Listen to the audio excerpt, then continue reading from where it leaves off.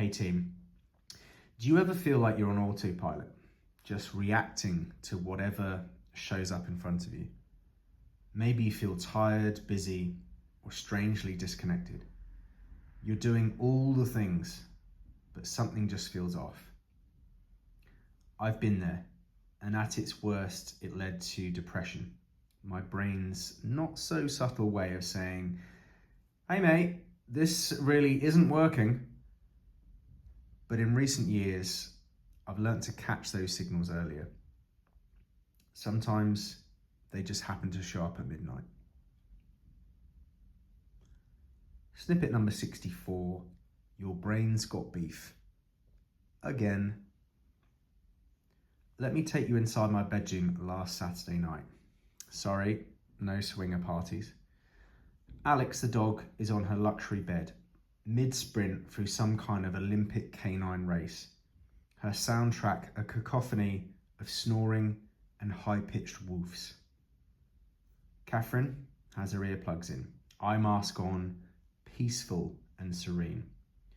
She is out for the count. Then there's big old me. Normally asleep in 3 minutes flat, it is a superpower. But tonight, wide awake, like someone swapped my chamomile tea for espresso martini and a sprinkle of dexamphetamine. I was buzzing, for no apparent reason. But I've learned to listen when this happens. The work.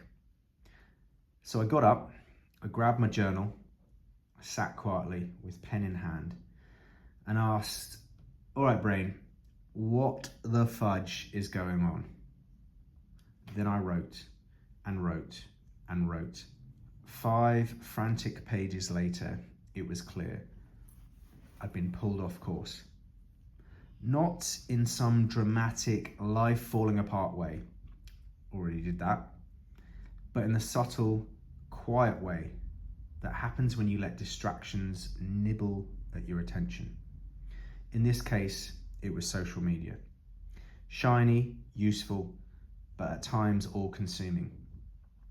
And in this moment, not exactly aligned with what matters most to me, my development and my family.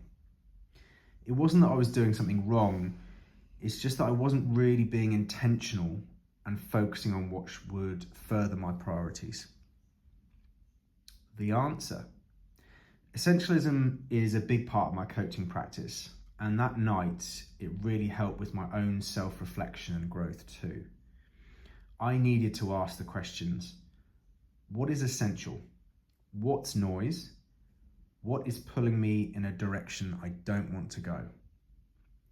The answers were there, and this time they were there at midnight. For me, it meant focusing time on improving this very email, to developing my group experiences and connecting with new people. In my family world, it meant spending quality time with Catherine doing new activities. Still no swinging parties. And maintaining connection to my nearest and dearest. Having that insight after listening to my subconscious has brought clarity and focus to my time, so that this week I feel I'm living more intentionally. The invitation. If something feels off to you, even in that vague, hard to name way, just pause. Listen. Ask your brain what it's trying to tell you and give it space to respond. If you are busy, then this will feel hard, but it is necessary. You don't need to wait for burnout or breakdown.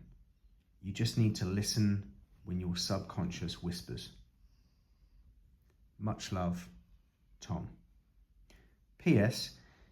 If you've got your own version of this midnight moment, I would love to hear what it revealed for you. Until next time, cheers.